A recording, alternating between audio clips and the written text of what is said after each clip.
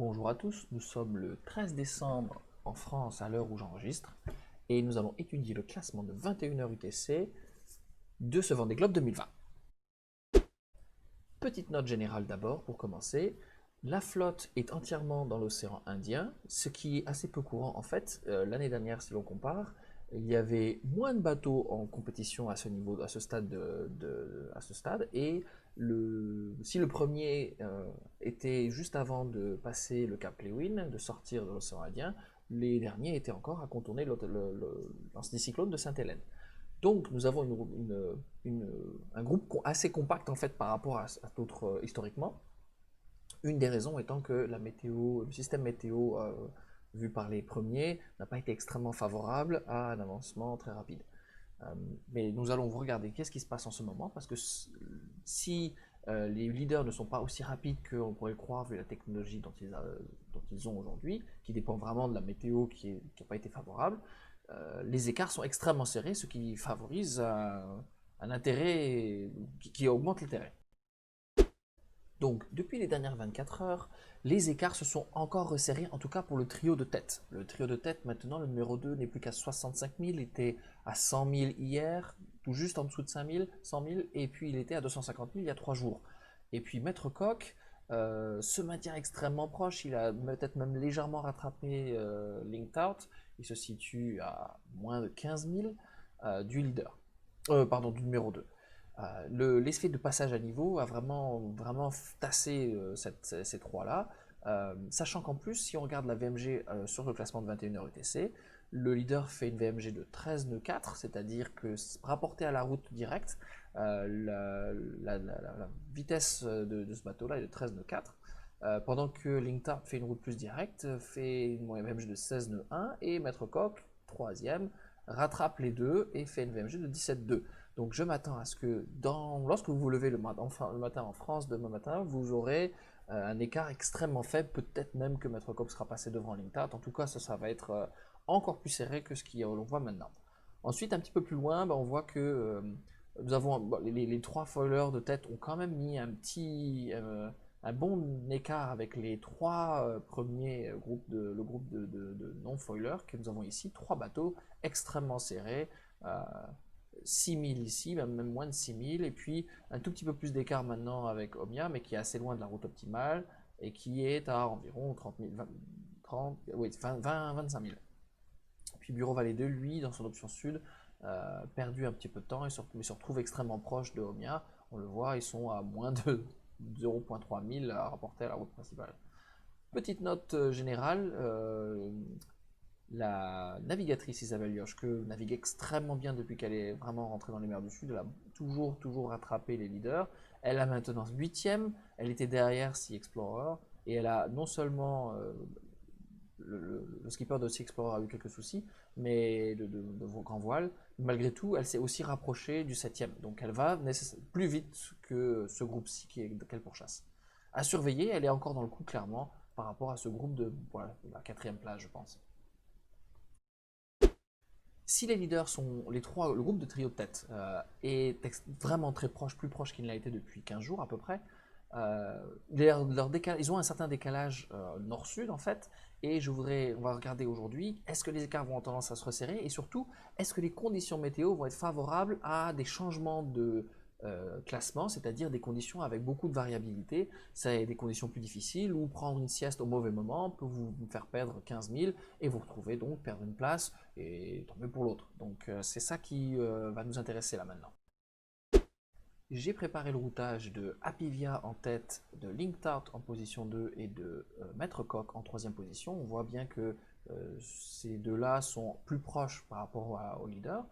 Ils rencontrent des conditions assez variables en ce moment, particulièrement pour Apivia. Devant, on voit qu'en fait les couleurs changent beaucoup d'une zone à l'autre. Hein. C'est un petit peu plus faible ici, un petit peu plus fort là, plus fort ici. Et puis c'est comme un paysage un petit peu qui change beaucoup en fonction des régions. Donc ce sont des conditions qui sont difficiles à naviguer et donc propices à des dépassements ou en tout cas des rattrapages. Ces conditions-là vont se poursuivre un petit peu. On voit que dans cette petite animation, on voit les couleurs changer beaucoup. C'est avec une tendance à renforcement, mais malgré tout, même si les écarts vont très légèrement se réduire encore un peu, je pense que j'ai vu que le numéro 2 allait récupérer environ une demi-heure sur le premier, d'après les modèles. La réalité peut changer quand même beaucoup en fonction de qui navigue, trouve un petit peu plus de vent que l'autre et prend la sieste au bon moment. Par contre, d'ici. Donc, ça, c'est pour les 12, enfin, je dirais les 16 prochaines heures, quelque chose comme ça, un petit peu plus, quoi. 18 prochaines heures à l'heure où j'enregistre les lignes, donc plutôt quelque chose comme 9-10 heures quand vous vous lèverez demain matin.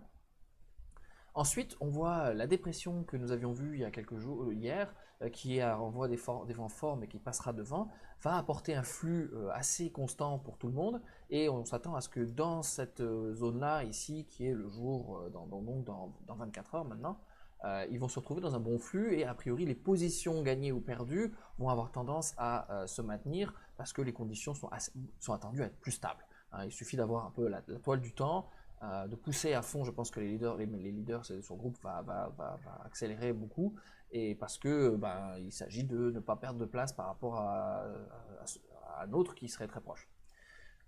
Et ensuite, si le virage ici va se faire assez simplement et que la direction est très claire vers le sud, il va rencontrer à nouveau d'ici, je crois, 2 jours et demi. On va regarder. Je crois que c'est même 2 jours. 15. Ah, c'est ça, c'est 2 jours et demi. Ouais, 3 jours même. Dans 3 jours, les conditions vont à nouveau se dégrader, c'est-à-dire vont mollir.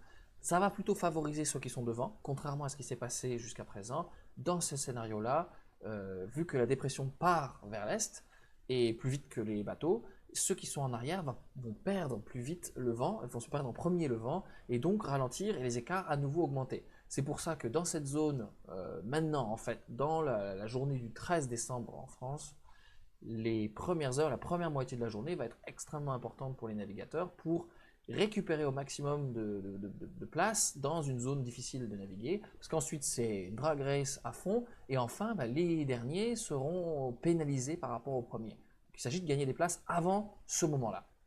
Et puis ensuite, les trois vont avoir un petit peu de chance par rapport à ce que nous avons vu hier. La météo a un petit peu changé et ils auront droit, a priori, à avoir une dépression qui vient du sud et qui va monter un peu plus au nord que prévu, ce qui leur permettrait de prendre une option très clairement vers le sud pour profiter de ces vents-là et aller filer vers l'est.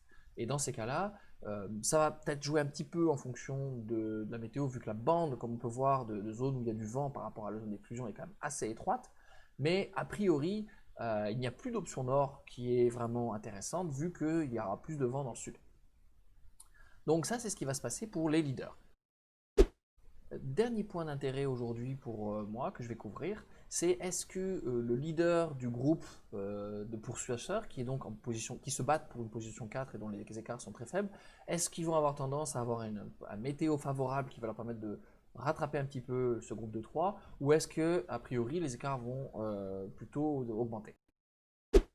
J'ai donc ajouté le routage de Jean Lecam sur YesWeCam ici qui est en position de leader sur le groupe de pourchasseurs. Il y a pour le moment environ 11 heures d'écart entre YesWeCam et Maître Coq, selon des polaires un petit peu identiques. On voit que si on joue un petit peu la météo, les pourchasseurs donc en position 4, 5, 6, 7 vont avoir un petit peu de chance et la dépression qui va prendre dans une journée et demie les leaders arrive très vite, à peu près en même temps pour tout le monde. Donc à ce niveau-là, c'est un peu un gain pour ceux qui poursuivent parce qu'ils ne vont pas avoir à attendre que la dépression arrive et les avoir en même temps. Après, ça aurait pu être encore plus favorable et elle pourrait arriver par le côté, mais elle arrive par le sud, donc elle va quand même emmener tout le monde en même temps. Et puis elle va se décaler et ce qui va se passer, c'est que la zone de vent va s'effacer plus vite pour ceux qui sont pourchasseurs. Alors il y a une petite zone de vent ici annoncée, puis un creux, donc ils vont se retrouver un petit peu séparés à ce niveau-là, à moins que quelqu'un miraculeusement se retrouve ici, mais a priori c'est pas ce qui est indiqué, pas ce qui semble possible d'après la polaire. Donc pendant un certain temps, ils vont se retrouver dans des zones de calme plutôt un peu plus tôt que le groupe de vent et reperdre le temps qu'ils ont gagné un petit peu sur l'avant. Et enfin, on peut voir que chance quand même, la dépression suivante qui va passer légèrement au nord de la zone d'exclusion va prendre tous les bateaux à peu près en même temps, avec assez peu de différence. Ça épouse assez bien la forme de la zone d'exclusion, c'est complètement random, peut-être avec un léger retard pour ceux qui poursuivent, mais c'est pas mal. Et puis, euh, autre chose qui leur fait gagner un peu de temps, c'est que comme la dépression remonte un peu vers le nord, eh bien on voit que la route des poursuivants, en tout cas de Jean Le Cam, se situe plus au nord des leaders et donc plus courte, ce qui leur permettra de gagner un peu de temps. Donc le temps qu'ils vont avoir perdu a priori dans la zone de calme qu'ils vont obtenir et qui vont traverser plus longtemps que les leaders, va être compensé par cette zone de dépression, ils vont passer plus au nord et plus court. Par contre, gros risque, c'est cette petite bande-là devant, là, qui leur permet de maintenir une bonne vitesse en même temps que les leaders, parce que quand les leaders vont atteindre une zone de faible vent. Donc ce bras-là est un peu loin dans le temps pour vraiment savoir quelle est sa forme et quelle est sa vitesse de déplacement. Pour le moment, il est clair que c'est vraiment le plus important, réussir à prendre cette bande de vent pour continuer à bonne vitesse, sachant que pendant ce temps-là, même si je ne l'ai pas routé ici, il semble que cette zone-là sera de faible vent et donc que les leaders vont être ralentis. A priori, ça voudrait dire que dans cette zone-là, ceux qui seront poursuiveurs, le groupe mené par Jean Le Cam, rattrapera à nouveau les leaders. Ça reste assez loin. Pour le moment, ce qu'on peut dire, c'est que le groupe de Jean Le Cam ne fera pas vraiment, va garder des écarts relativement similaires à ce qu'il y a aujourd'hui. Voilà. Pour finir en bonus, on pourra noter le second groupe qui est maintenant bien éclaté avec Alan Roura qui a réussi à prendre une dépression et puis séparer l'Occitane qui a réussi à passer un système et passer devant et dans un autre système que Alan Roura et ce groupe-là. On voit que ceux qui sont derrière sont encalminés ici et je noterai la bonne performance de Pip Haar qui est passé devant Didac Costa, ce qui est pas facile vu les conditions de vent très faibles. Et je tenais à le mentionner, c'est une bataille entre les deux depuis longtemps quand même. Et Medalia était derrière de 150 000 il y a quelques jours et a donc bien réussi à rattraper par une option sud et ensuite en se battant très très bien dans des zones de faible vent. Voilà, c'était mon coup de cœur et je vous souhaite une bonne journée et à demain.